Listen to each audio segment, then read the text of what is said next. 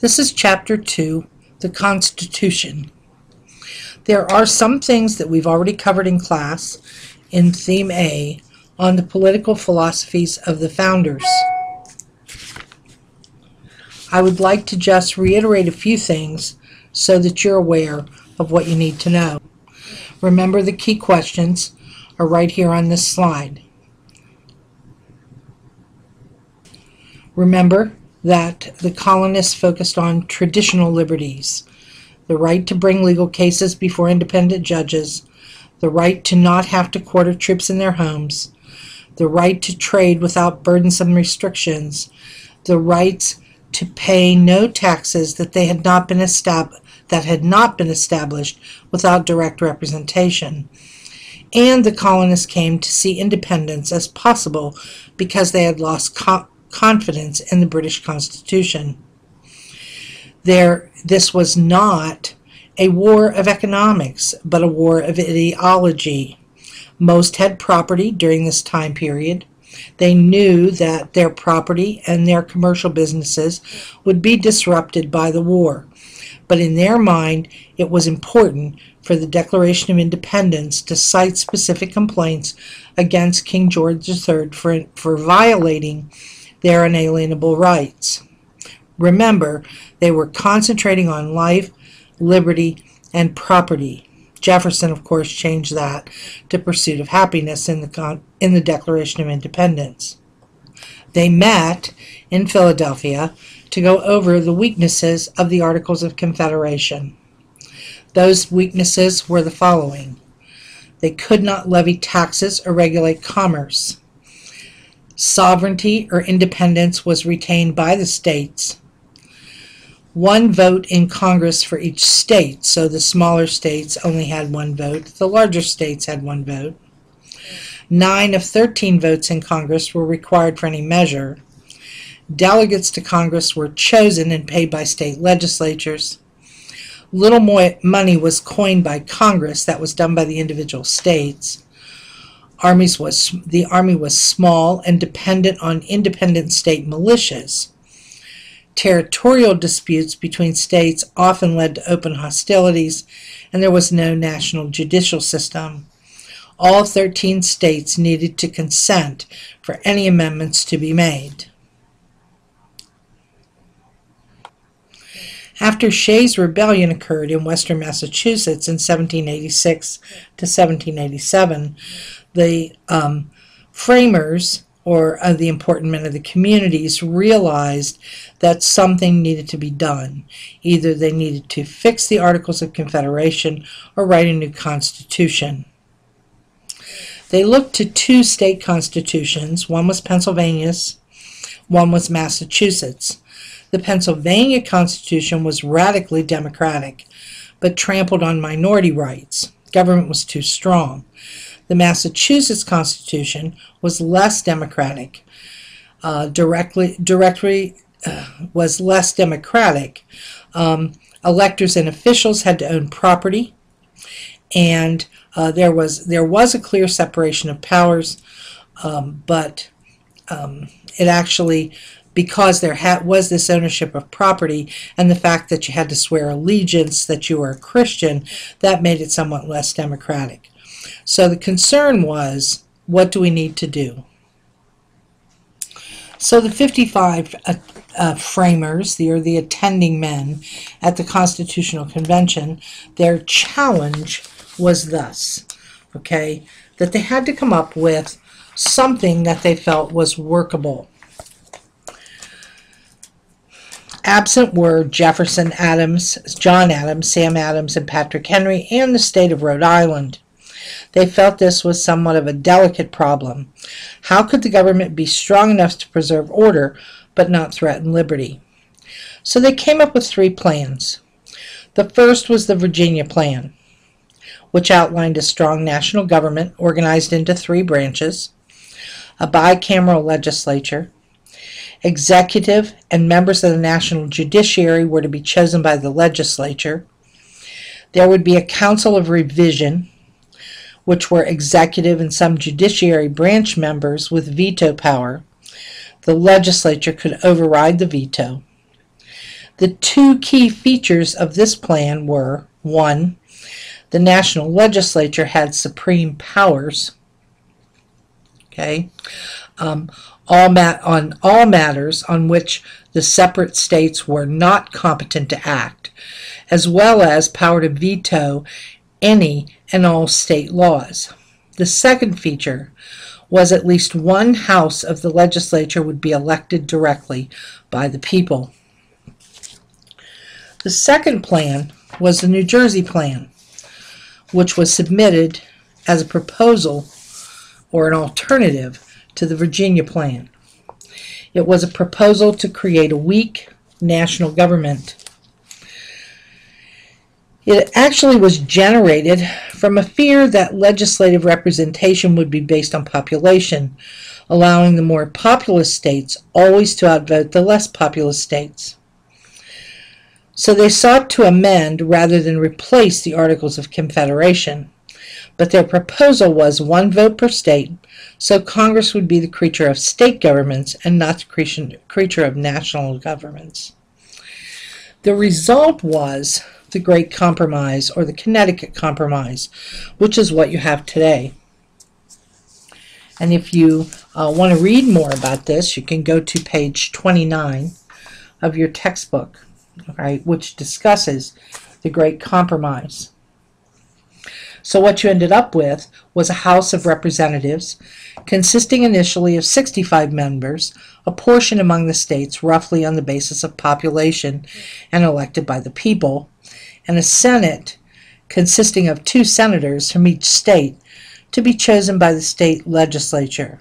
Okay, Madison wasn't real happy with the Senate being equal, having equal representation per state, but what the Great Compromise did was it reconciled the interests of large and small states. The former would dominate the House, the latter would dominate the Senate. The next question at this point was, did the framers intend to create a direct democracy? There was specifically no intention to create a pure democracy for a number of reasons.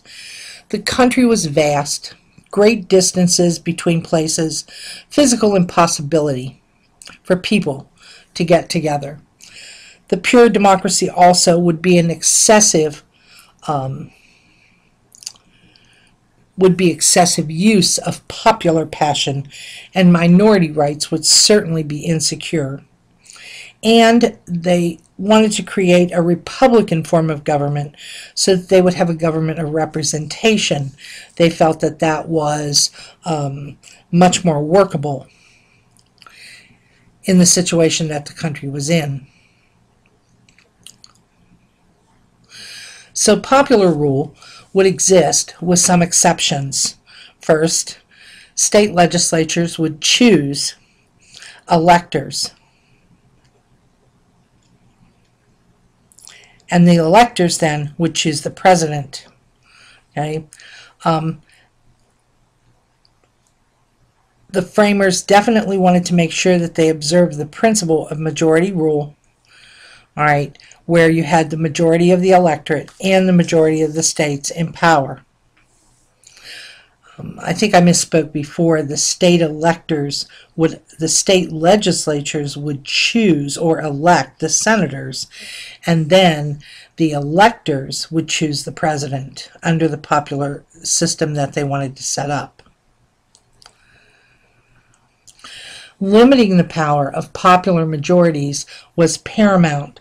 So another limitation, okay, other than the state legislators electing senators and choosing presidents, would be to have 2 kinds of majorities, which would be the voters, that's the House of Representatives, and the states, which would be the Senate. Judicial review was another limitation, though one not necessarily intended by the founders. The power of the Supreme Court to declare an act of Congress unconstitutional by way of judicial review was a way of limiting the power of popular majorities. It's really not clear whether the framers intended for judicial review. It is clear, however, that the Constitution is the fundamental law of the land and had to be safeguarded against popular passions, and this was the way to do it.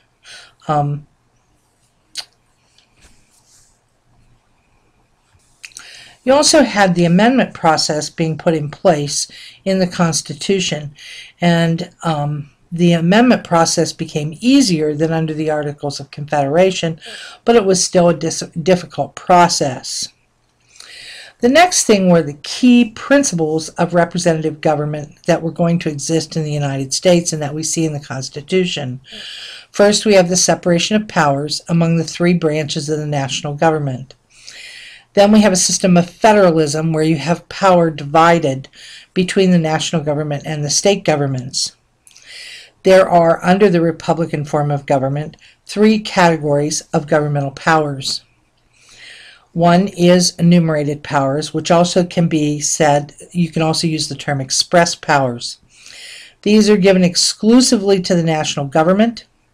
They include powers such as the power to print money, declare war, make treaties, conduct foreign affairs, and so on. There are also reserved powers, which are given exclusively to the states, and these would include powers to issue licenses and to regulate intrastate commerce wholly within the state.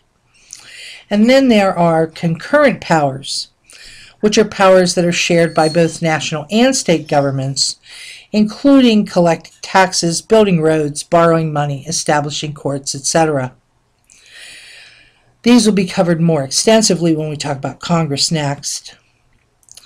You also have the system of checks and balances, which allow national institutions to check each other's power. If you look at the next slide, you'll see the box that's also in your book on how the checks and balance system works. Keep in mind that the founders' central belief is that the people would seek their own advantage in and out of politics, that the government would be based on popular consent, and that that was possible but not necessarily inevitable. The Madisonian view, which is the view that we end up with, is the cultivation of the virtue, which would require a government too strong, too dangerous, and self-interest should be freely pursued within limits. Factionalism could be harnessed to provide a source of unity and guarantee liberty. In other words, separation of powers enables each branch to check the others, and federalism enables one level of government to check on another level of government.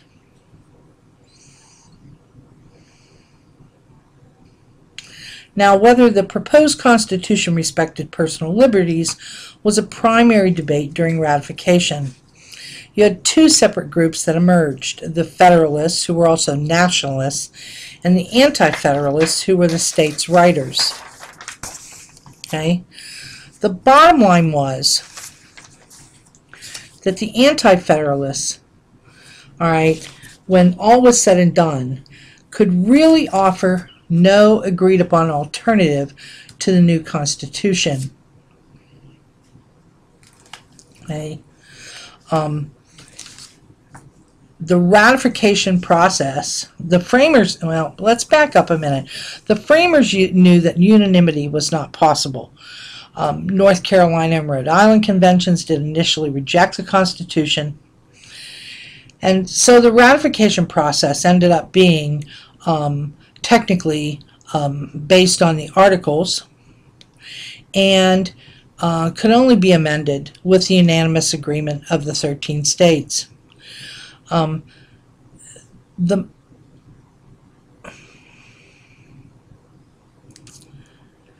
The new Constitution required ratification by conventions in at least 9 states, which was the most dramatic feature of the new Constitution, but we still had to overcome the Anti-Federalist view. I'm going to stop at this point and continue on the Anti-Federalist view on part 2.